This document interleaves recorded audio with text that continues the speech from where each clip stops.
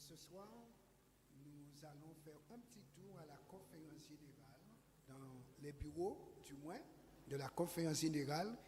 Et dans cette vidéo, nous voyons représenter la première vision qu'Ellen White a eue. Elle a vu le peuple de Dieu suivant un sentier étroit en ascension vers le ciel et la lumière de Jésus qui les accompagnait sur la route. Et elle a dit, certains appréciaient la lumière et pouvaient suivre le sentier étroit, mais d'autres qui dépréciaient la lumière, eh bien, tombaient dans le précipice et c'était un retour dans le monde. Et ils avaient cessé de suivre l'Église ainsi que le message. Deuxième vidéo.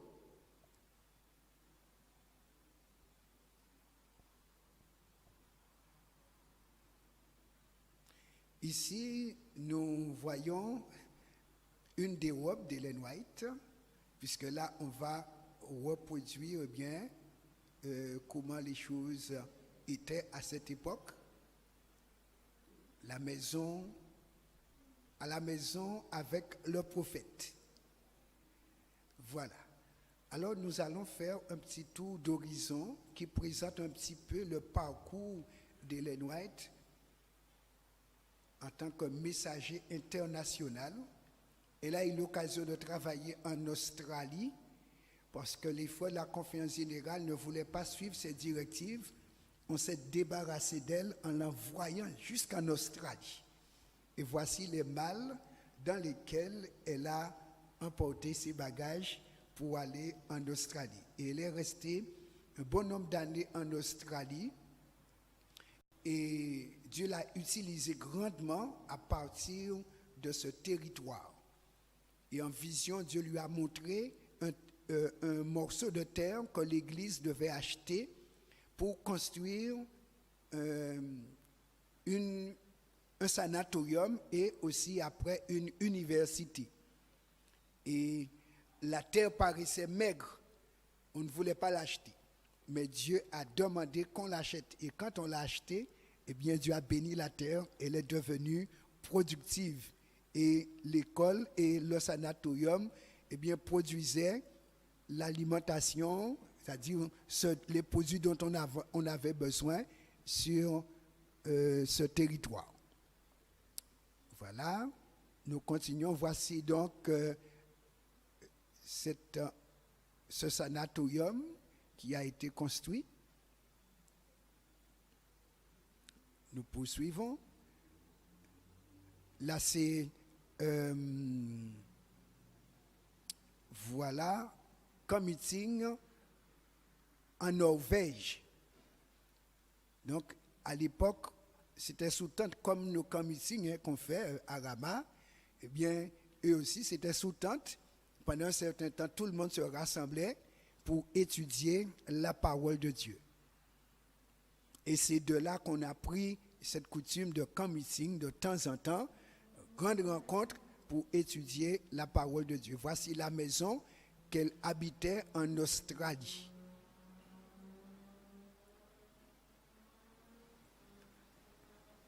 Ok.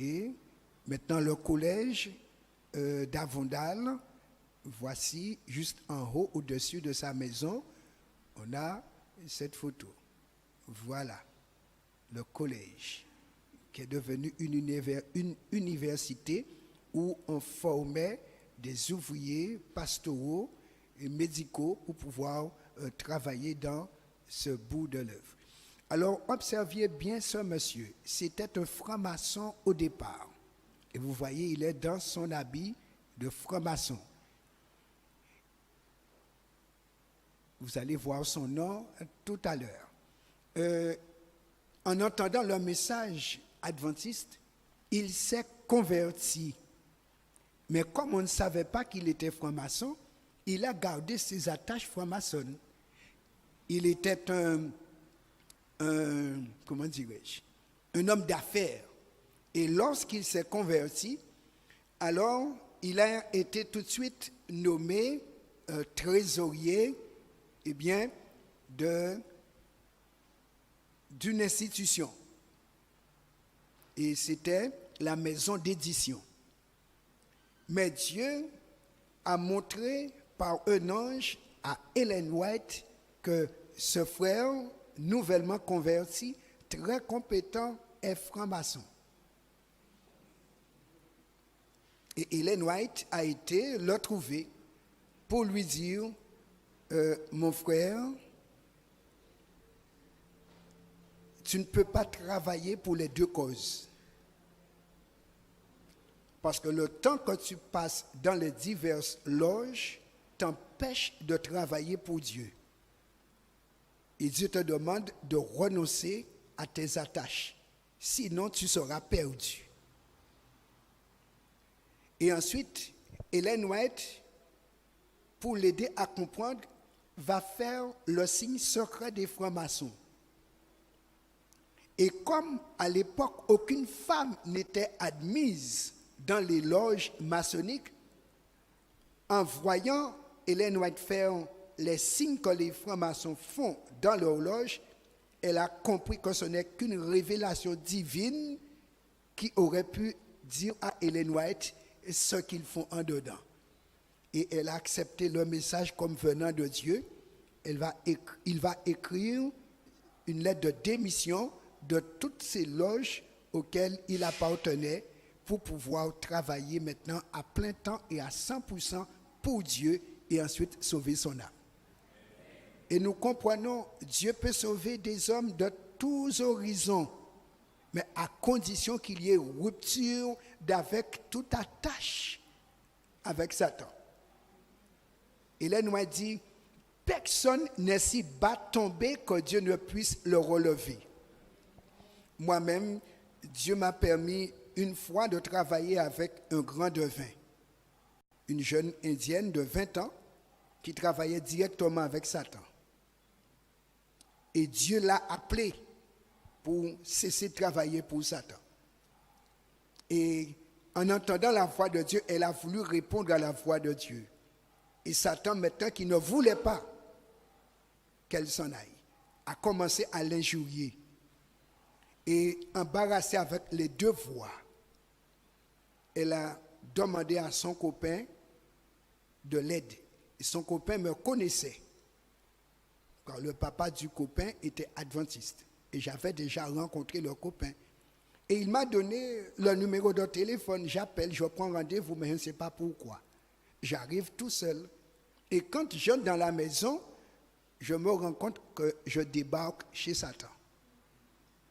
L'organisation de la salle. Je dis, ouais, je suis chez monsieur. Mais je sais que je suis en mission. Et alors j'ai demandé la raison pour laquelle elle m'a fait appeler. Et là, elle me dit, bon, voici la situation. J'entends deux voix. Une qui m'injurie et l'autre qui m'invite. Et je veux clarifier. Alors, on a commencé à étudier la Bible. Nous avons fait plusieurs séances d'études de la Bible pour comprendre. Et à la fin, un jour, je lui dis, dis-moi, quand tu travailles, tout ce que tu fais réussit. Et c'est le diable qui fixe le prix de ton travail. Mais quand toi, tu as un problème, est-ce qu'il te dit, seul Dieu pouvait me diriger dans ça, hein? Est-ce que le diable te dit tes difficultés? Elle me dit non, je dois aller payer un Haïtien pour savoir mes propres affaires. Je lui ai dit, ce n'est pas normal. Donc le diable t'utilise, mais ne te fait pas du bien. Et un jour, je suis revenu, elle m'a dit, après ton départ, j'ai fait appeler le diable. Il n'est pas venu, il a envoyé un second. Je lui ai dit, qui es-tu? Il m'a dit son nom. Je lui ai dit, ce n'est pas toi que je veux, c'est ton chef. Ensuite, Satan est venu en personne, comme d'habitude. Et elle sait reconnaître quand Satan arrive parce que Satan lui faisait mal. Et elle a dit à Satan, j'ai fini de travailler pour toi. Elle a perdu le doudou que le diable lui avait donné. Elle a perdu le travail qu'elle avait. Et elle s'est retrouvée sans argent du jour au lendemain. Et elle a un enfant. Elle est sous loyer. Je lui ai dit, le Dieu qui t'a appelé est ton papa maintenant, il saura prendre soin de toi. Et je peux vous dire rapidement, elle a trouvé une formation et elle a été employée chez l'entreprise du câble en Guadeloupe et elle a retrouvé un autre doudou qui n'était pas doucine du diable. Personne n'est si bas tombé que Dieu ne puisse le relever. Par contre, si tu es adventiste et que tu ailles t'alliancer avec les francs-maçons, là, c'est autre affaire. Le premier clochard de la Guadeloupe était un adventiste qui utilisait du charme pour coucher avec des femmes. Il a perdu le Saint-Esprit pour toujours. Il est devenu le premier et le plus grand clochard de la Guadeloupe. Comme chaussures, 2 sachets, un en chaque pied. Et c'est lui qui m'a arrêté un jour pour me dire, j'étais prédicateur et moniteur à l'école à l'église adventiste. C'est tout ce qu'il m'a dit. Il ne sait pas que je suis adventiste. Et quand j'ai demandé son histoire, on m'a dit, voici ce qu'il faisait. Pour dire, et c'est écrit dans Hébreux 10, quand nous avons connu l'évangile, la vérité, et que nous avons eu part au Saint-Esprit, à la grâce de Dieu, et que l'apôtre dit, nous retournons, nous tombons, impossible d'être relevés. La seule chose qui nous attend, maintenant, c'est la mort éternelle. C'est pourquoi, tout comme Judas, qui était avec Jésus, est resté associé avec l'autre, a perdu sa tête, pas vrai? Jésus a essayé de le sauver à maintes reprises. Il est resté dans le sac à argent, mais il n'a pas goûté à l'argent. Avec le diable, c'est ça. Alors c'est pourquoi Dieu nous a fait la grâce d'être à l'évangile. Soyons à 100%. Le peuple de la plus grande et de la plus petite lumière. Pourquoi Dieu a-t-il suscité une prophétesse pour guider l'Église du reste? Pourquoi? Ellen White était consciente que ces messages consistaient à appliquer le message biblique au peuple de la fin. Nous sommes le peuple de la fin. Et beaucoup d'entre nous auront le privilège de voir la fin. Parce que les dernières choses se mettent en place maintenant. L'image de la bête a été dressée le 31 octobre 2017. Fin du protestantisme. Et maintenant, on est en train de travailler sur la marque de la bête, le dernier point. Et le pape actuel a dit, pour régler les problèmes climatiques, il faut que tout le monde aille à l'église le dimanche. C'est déjà dit. C'est dit, il faut qu'il y ait une loi maintenant pour contraindre tout le monde. Parce qu'il faut résoudre leurs problèmes climatiques. Et voici comment la chose viendra. Comme on n'y pensait pas, n'est-ce pas? Mais ça vient. C'est du sérieux, mes amis. Restez vigilants. Ne regardez pas la télé simplement comme si de rien n'était. Mais, comme il est dit, soyez vigilants. Les nombreux passages et paragraphes bibliques dont elle se sert pour étayer ses écrits soulignent l'importance qu'elle attachait à la Bible en tant que fondement de ses écrits. Elle dit clairement que ce témoignage était une plus petite lumière destinée à diriger le peuple vers la plus grande lumière des Écritures. Elle a écrit, on a accordé trop peu d'attention à la Bible. Aussi, le Seigneur a-t-il suscité une plus petite lumière pour conduire hommes et femmes vers la plus grande lumière qui soit.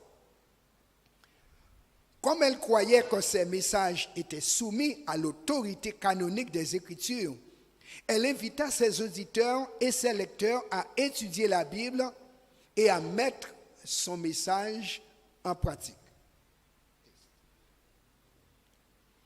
S'adressant à l'Assemblée lors de sa dernière session de la conférence générale en 1909, elle souleva la Bible devant les délégués et leur dit: « Frères et sœurs, je vous recommande ce livre.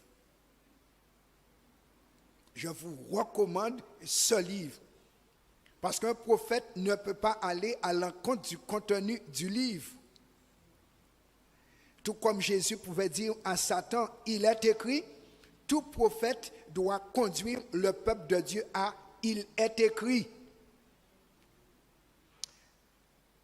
Ellen White nous a laissé un héritage, un bel héritage. Parce qu'avec cet héritage, nous avons de quoi ne pas rater le ciel. Alors, quelle est l'actuelle pertinence de ces écrits pour notre Église, Église de la fin des temps? La lecture et l'application des écrits d'Ellen White ont été bénéfiques dans notre vie familiale.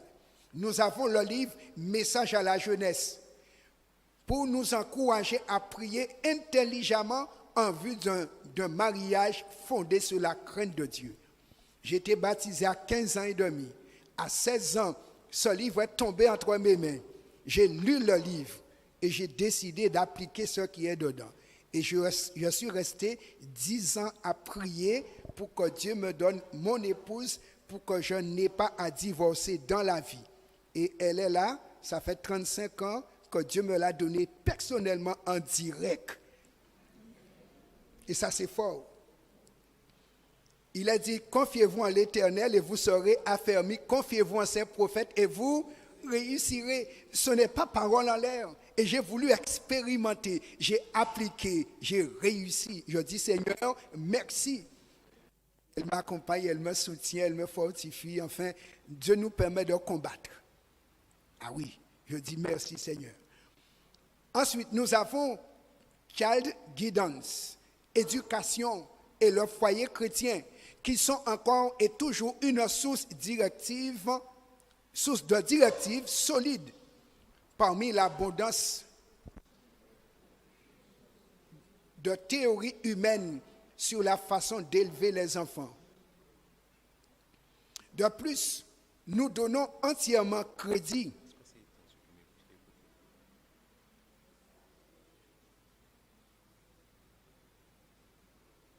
test. Très bien, nous allons voir.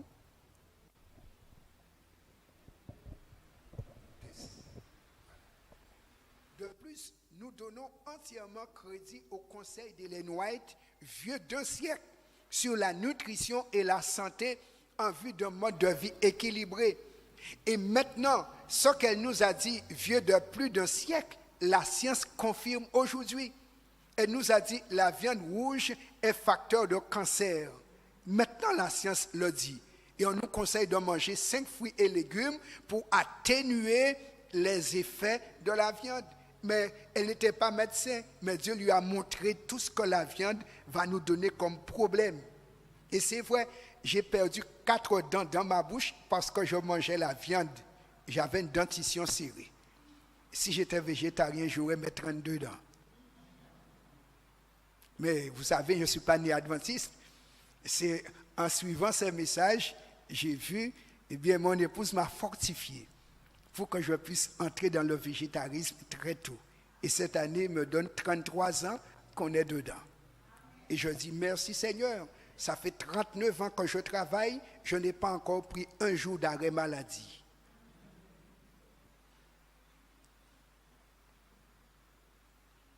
Merci Seigneur.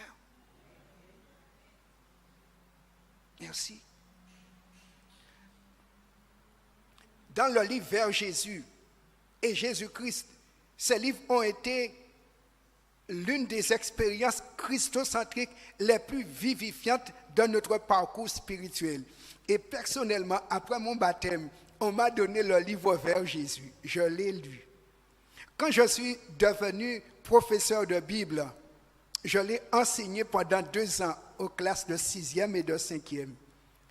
Et avec ce petit livre Vers Jésus, j'ai pu vaincre un défaut que je n'avais pas pu vaincre en 30 ans, je l'ai vaincu en 30 jours quand j'ai appliqué ce qui est écrit dans vers Jésus. 30 ans contre 30 jours. Quelle vitesse de parcours! Puisque à chaque fois devant le défaut, le Saint-Esprit me dit, ceci ne va pas passer la porte du ciel. Mais je tombe dedans. Je tombe dedans. Et combien d'adventistes ne tombent pas ainsi chaque semaine et ensuite venir dire, Seigneur, pardonne-moi, pas vrai? Mais Jésus n'est pas qu'une machine à pardon. Il est aussi une machine à laver pour la purification. Donc il faut cesser de pécher, puisque le péché va nous empêcher de débarquer au ciel. Avec le péché, nous sentons odeur au diable.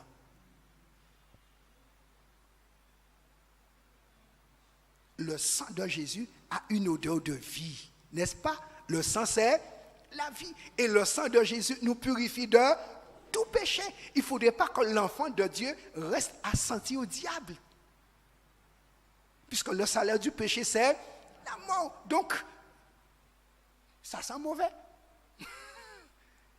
Et quand j'ai appliqué ce qu'elle a dit, tu ne peux pas donner ton cœur à Dieu. Tes plus grandes promesses, et c'est ce que nous faisons chaque janvier. Seigneur, je promets. Janvier n'a pas fini, on a repris la vie d'avant, pas vrai? Donc, elle dit, nos meilleures promesses, c'est toi d'araignée devant le diable. La seule chose que nous pouvons faire, c'est de décider de servir Dieu. Alors j'ai dit à Dieu, Seigneur, je décide de te servir. C'est tout ce que Dieu attendait. Et il m'a donné la victoire en 30 jours. La psychologie dit, en 3 semaines, on peut changer de trait de caractère. Je l'ai expérimenté avec la grâce de Dieu. Ne restons pas méchants, à mal fonctionner. Soyons transformés. La grâce est là, c'est pour cela.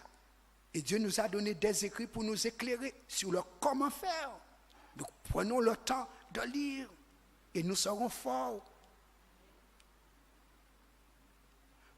Nous avons le livre je vais revenir sur le livre Jésus-Christ. Dans le livre Jésus-Christ, elle a répondu à un des plus grands problèmes des pionniers adventistes. Car pour les pionniers adventistes qui étaient soumis à rien, Jésus était fils de Dieu, mais pas Dieu. Elle a réglé ce problème dans ce livre en disant que Jésus n'a pas reçu vie du Père. Il est la vie, une vie originelle, non empruntée. Jésus n'a jamais dit « j'ai reçu la vie ». Il a dit « je suis la vie ». Et c'est pourquoi Jésus nous ressuscite. Parce qu'il est la vie. Et quand on lit Jean 1er, on nous dit au commencement, la parole était avec Dieu et la parole était Dieu. Il n'est pas dit que la parole est sortie de Dieu. On dit la parole est sortie, mais d'à côté de Dieu pour venir sur la terre. Ils étaient assis sur le même trône. Et quand vous regardez Apocalypse 22, vous allez voir, ils sont assis sur le même trône. Et le trône de Jésus n'est pas plus bas que le trône du Père. Ils sont à égalité. Et dans l'Ancien Testament, c'est Jésus qui a écrit les 10 commandements. Et c'est pourquoi il est venu dire en personne, ce que j'ai écrit, je l'ai écrit. Pas un iota ne va sortir dedans tant que vous serez sur le Dieu en bas et que vous verrez le ciel sur votre tête. Dans l'Ancien Testament, celui qu'on appelle Jéhovah, c'est Jésus. Et quand vous lisez Zacharie 12, vous allez voir un Jéhovah à main percée. Il y a un qui n'a pas de main percée. Et celui qui a main percée est assis à côté de celui qui n'a pas de main percée. Et ça, c'est fort. Et c'est pourquoi Satan ne peut pas discuter du sang de Jésus, parce que c'est un sang supérieur à tout son raisonnement.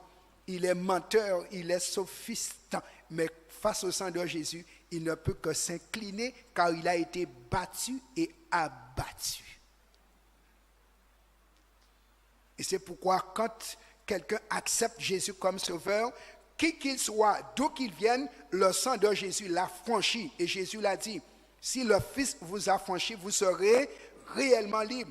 Et c'est pourquoi Satan peut lâcher tout enfant de Dieu quand Dieu l'appelle, parce que le sang de Jésus intervient. Voici ma facture, c'est ma marchandise, je prends l'affaire en main. Et le diable ne peut pas discuter. Parce que c'est Dieu qui a payé. Et Satan sait que le prix du sang de Dieu, il ne peut pas mettre un chiffre dessus. Donc, il accepte le marché. Et on est lâché. Mes amis, c'est fort. Pour un bon équilibre mental et spirituel, c'est un autre livre qu'elle a écrit. Ce livre nous a incité à mettre la barre plus haute pour plaire à Dieu par l'amélioration de notre maîtrise personnelle et le contrôle de nos habitudes de pensée. Tout péché commence dans la pensée. Et si vous voulez vaincre le péché et cesser de pécher, lisez ce livre pour que vous puissiez être en équilibre mental et spirituel. Mes amis, les applications homilétiques et les interprétations bibliques d'Ellen White ont modelé et étayé nos sermons, tandis que la profondeur de son approche théologique unique continue à nous surprendre. Par ailleurs, nous gardons à l'esprit qu'elle a contribué au maintien de l'unité de notre Église que Satan a attaqué au fil des ans. Et jusqu'à aujourd'hui, Satan attaque. Mais quand on respecte ce qui est dans ses écrits, cela nous maintient unis. Remarquez bien la quantité d'églises évangéliques qu'il y a, pas vrai? 33 000 qu'il y a. Mais il y a jusqu'à présent une église adventiste. Une seule. Parce qu'avec la Bible et ses écrits, nous pouvons rester sur les rails. Et si nous appliquons, confiez-vous en l'Éternel et en ses prophètes, nous réussirons. Le diable ne saurait nous séduire ni nous détourner. L'importance d'Ellen White va bien au-delà du fait qu'elle a cofondé le mouvement devenu par la suite l'Église adventiste. Avec Joseph Bates et James White, elle cofonda l'Église adventiste en 1863 avec environ 3500 membres. Donc, de 1844, où on est parti à 50, après la grande déception, pour arriver en 1863, 3500 membres. Et jusque-là, c'était les millérites. Mais à partir de 1863, on va adopter le nom adventiste du 7e jour. Et elle dit, ce nom n'est pas n'importe quel nom. Ce nom, c'est la flèche de Dieu pour frapper l'esprit des incrédules. Car notre nom dit le fondement. Oui, là se trouvent ceux qui gardent les commandements de Dieu. Mais comme Dieu l'a dit, avec le chiffre 7 dedans. Et cela, en conséquence, ils attendent celui qui les a payés et qui pourra les emmener au ciel. Parce qu'avec les 10 commandements, on va pouvoir marcher droit et arriver tout droit au ciel. C'est ce que signifie ce nom. Et c'est pourquoi le diable a dit, et il le sait, il combat cette église. Un jeune pasteur en Guyane a rencontré un des plus grands devins de la Guyane. Sur sa voiture était marqué 666. Le pasteur a été le trouver. Et quand le pasteur lui a dit, sais-tu ce qui est écrit sur ta voiture? Il a dit, je sais. Et il lui a dit, ce que tu fais n'est pas bien, il te faut arrêter. Et il a dit au pasteur, qui êtes-vous, monsieur? Je suis un pasteur de l'église adventiste. Et il a dit, ceux qui sont avec moi m'ont dit que vous alliez venir me parler. Mais il a dit au pasteur, j'ai testé toutes les autres églises, mais je sais que l'église adventiste est l'église de Dieu. Et c'est pourquoi Apocalypse 12, verset 17 est clair. Donc le devin est conséquent avec la Bible parce qu'il est dit, Apocalypse 12, verset 17, vous pouvez vérifier. Et le dragon alla faire la guerre à qui? À la postérité de la femme, à ceux qui gardent les commandements de Dieu et qui ont le témoignage de Jésus. Voilà les écrits d'Ellen White. Le diable sait que ce groupe-là va lui échapper. Donc, il doit combattre. Et c'est pourquoi aujourd'hui, du milieu de nous, nous avons beaucoup de velléités d'attaque de l'intérieur. Les antitrinitariens sont sortis du milieu de nous et minent l'Église. Il y a d'autres. Mais quand on connaît les Écritures, on peut identifier leur message non conforme. Et c'est pourquoi nous devons, comme Ellen White nous dit, nous cramponner à la parole de Dieu, ce sera notre sauvegarde. Toute doctrine doit supporter l'épreuve de la parole de Dieu, ainsi dit l'Éternel. Et nous devons être en tout point conformes, car comme j'ai eu l'occasion de dire, un chrétien est une photocopie conforme de Jésus-Christ certifié céleste. Les choses doivent être conformes, pas d'après notre opinion, mais d'après ce que Dieu a dit lui-même. Et là, on est en sécurité, parce que le diable, il travaille. Aujourd'hui, donc on parle d'une église mondiale de près de 21 000 membres baptisés. 21 millions, excusez-moi, 21 millions de membres baptisés. Donc remarquez bien, de 1863, on passe de 3500 à aujourd'hui 21 millions. Normalement, on a baptisé 30 millions. Mais il y a 10 millions que le diable a convaincu de sortir. Et c'est pourquoi l'année 2019 était l'année des retrouvailles pour aller chercher ceux qui étaient là, mais qui sont partis comme le fils prodigue. Oui, parce qu'il y a un temps pour retourner à la maison. Ces écrits ont jeté les fondements philosophiques et théologiques des institutions éducatives et de santé qui ont ébloui les pasteurs d'autres églises. Elle se considérait elle-même comme la messagère du Seigneur, ce qui indique que son appel et sa mission ont joué un rôle déterminant dans l'émergence et le développement de l'Église adventiste. Elle a déclaré: pendant un demi-siècle, j'ai été la messagère du Seigneur et aussi longtemps que je vivrai, je continuerai à transmettre les messages que Dieu m'accorde en faveur de son peuple. Et c'est pourquoi tous les messages ont été consignés par écrit. Tout est à disposition. C'est contemporain et depuis, chaque nouvelle génération de croyants adventistes ont évalué ses écrits et son ministère en les soumettant au test scripturaire de l'acceptation d'un prophète.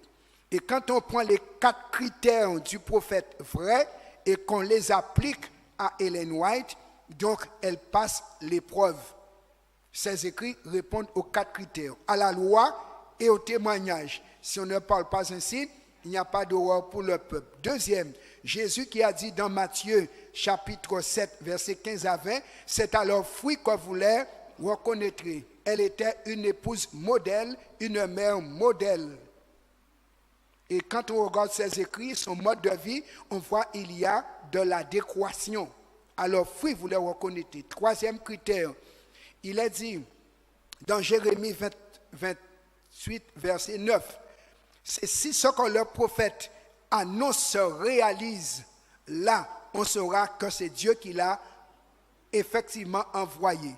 Et c'est pourquoi elle nous a dit depuis longtemps que l'Amérique et Rome allaient se joindre ensemble pour dresser la marque de la bête. Et c'est ce qui s'est passé le 31 octobre 2017, puisque les grandes religions protestantes de l'Amérique, baptistes, luthériens et autres, eh bien maintenant, ils ont signé le pacte de paix avec Rome, comme elle l'avait annoncé. Et elle nous a dit, quand nous allons voir cela, la loi du dimanche sortira aussi. Et le temps de détresse va commencer, la délivrance sera pour pas longtemps. Et dans Apocalypse 18, Dieu nous fait savoir que le temps de détresse va durer environ 1 an. Donc, nous savons que, mes amis, les choses sont très proches. Voilà pourquoi nous devons être zélés pour nous repentir, pour nous convertir, pour nous conformer au message reçu, ne pas traîner les pieds pour ne pas être retrouvés vierges folles. Voilà pourquoi Dieu nous a donné de quoi. L'acceptation des adventistes de la manifestation moderne du don prophétique manifesté dans le ministère d'Ellen White se fonde sur la Bible et sur ses enseignements. Et c'est parce que la Bible nous a donné les critères pour reconnaître le vrai prophète, on a appliqué les critères et on a pu voir qu'elle est conforme, on a accepté ses messages.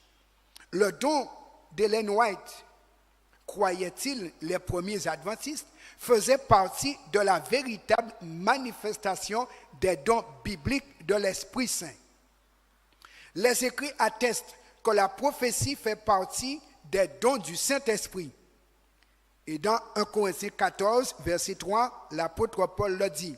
Ce don est l'une des marques distinctives de l'Église du reste et nous croyons qu'il s'est manifesté dans le ministère d'Ellen White.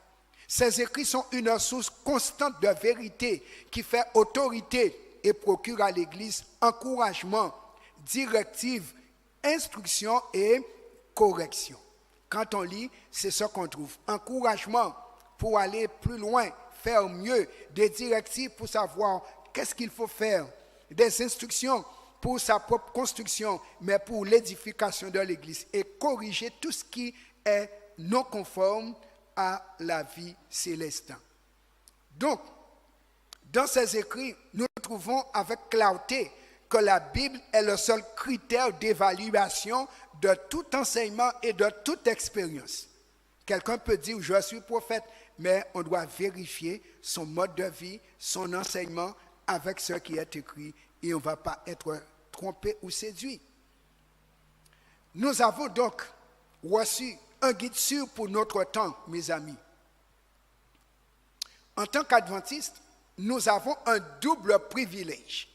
Nous avons non seulement la Bible, notre norme de foi et de pratique. D'accord? Toute doctrine sort de la Bible. Mais nous avons aussi la manifestation moderne du don prophétique dans le témoignage d'Ellen White. Pourquoi est-ce un privilège pour nous?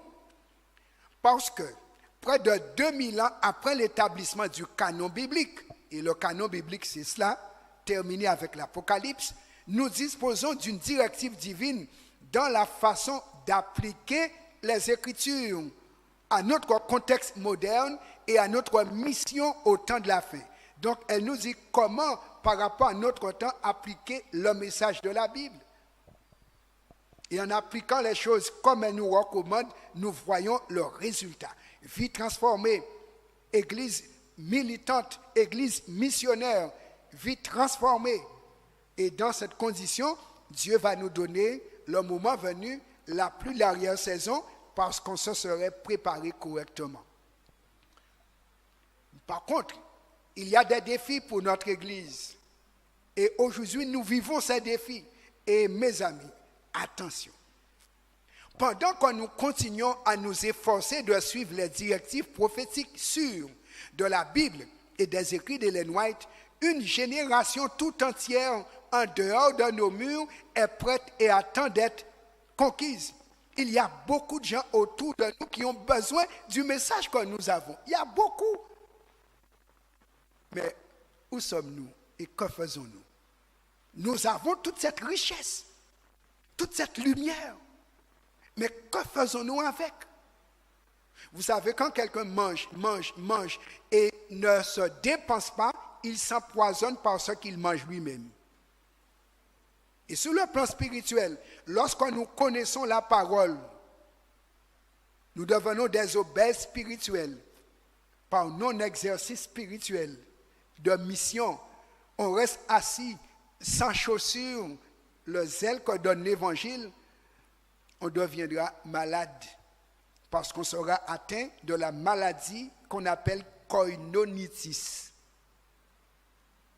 C'est un nom grec. La koinonitis, c'est la maladie d'être toujours ensemble. Entre nous. Koinonia, nous sommes à la maison. On est déjà à la maison. La famille, elle est bonne comme ça. Personne d'autre à venir. Chaque sabbat, chaque dimanche, chaque mercredi, nous sommes bien entre nous. N'est-ce pas? Et le plus gros budget de l'Église, c'est pour nous, pas vrai?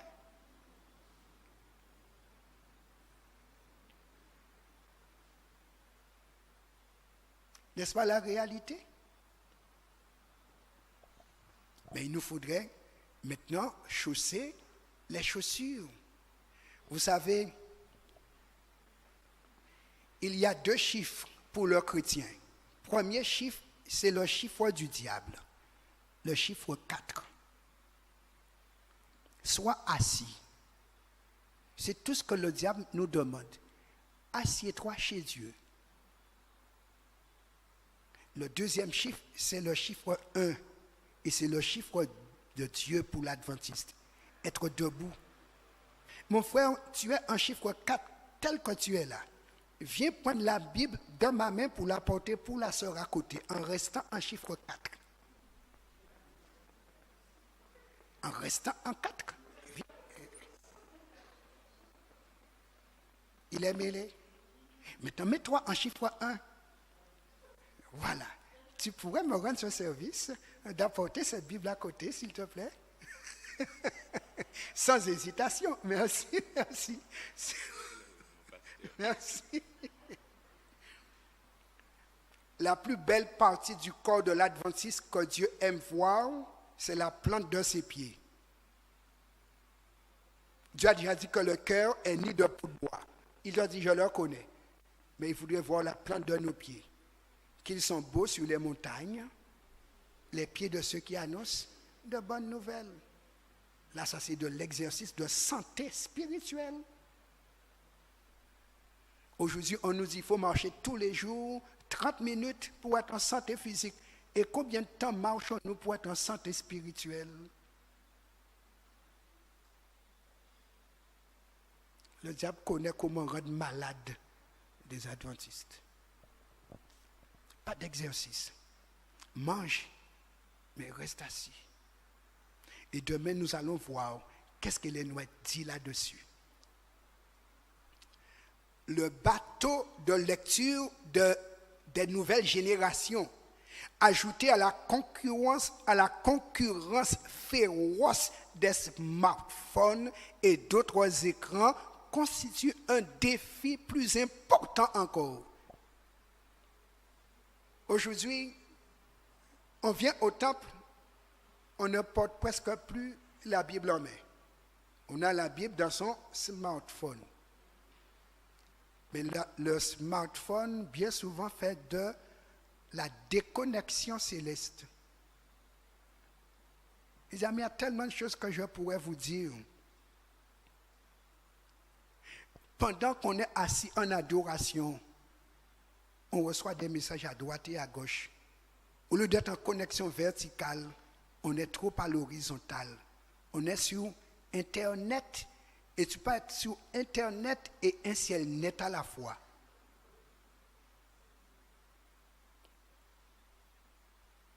Il faut, si jamais tu utilises smartphone au temple, tes outils sont dedans, Cantique et Bible, mais mode avion.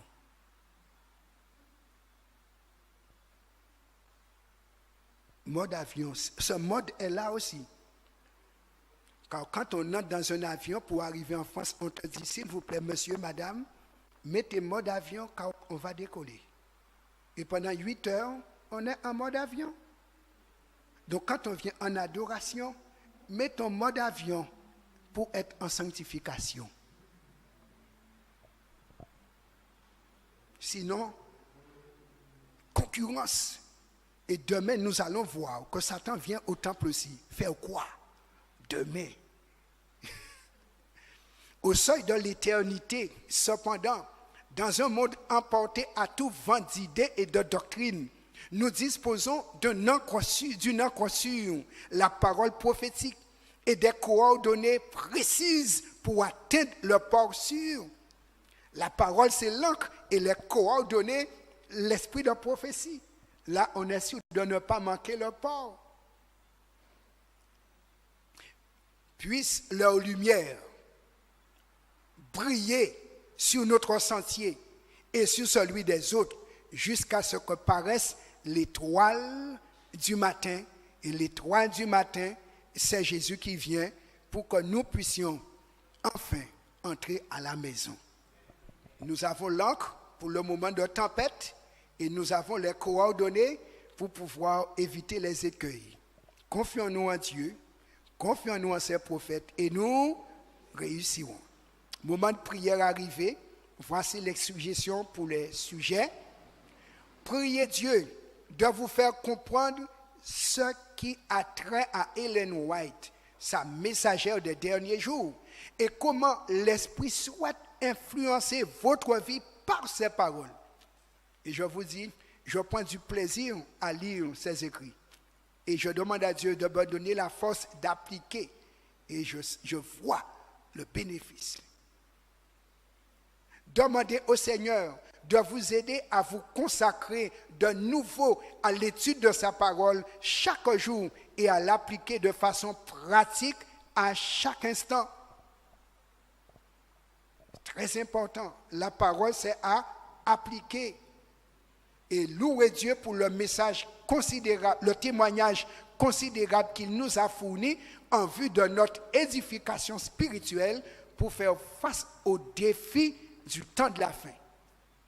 Et avec les écrits d'Ellen White, tous les pièges de Satan, Dieu nous les a révélés pour ne pas tomber.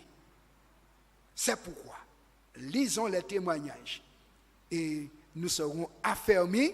Le diable viendra avec ses tempêtes, mais nous serons indéracinables.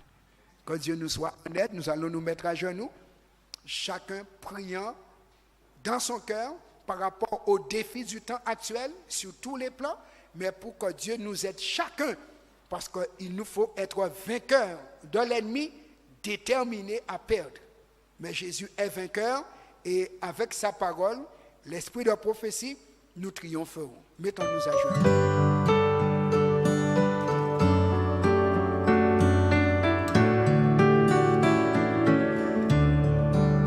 Le peuple de Dieu est enlevé devant son trône, de nombreuses prières dans leur cœur. Dieu bénit tous ceux qui reviennent à lui pour qu'ils demeurent dans la lumière. Priez l'Esprit éclaire la parole de Dieu pour que nous connaissions sa volonté. Que chacun chérisse la parole de Dieu et qu'il cherche à mieux le connaître. Que Dieu nous accorde plus de sa grâce pour que change nos tempéraments.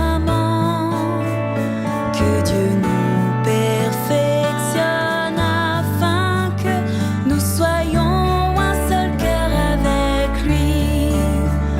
Que Dieu nous discipline afin que nous remplissions notre devoir envers lui. Que le Saint-Esprit nous guide chaque jour pour prêcher et témoigner de Dieu.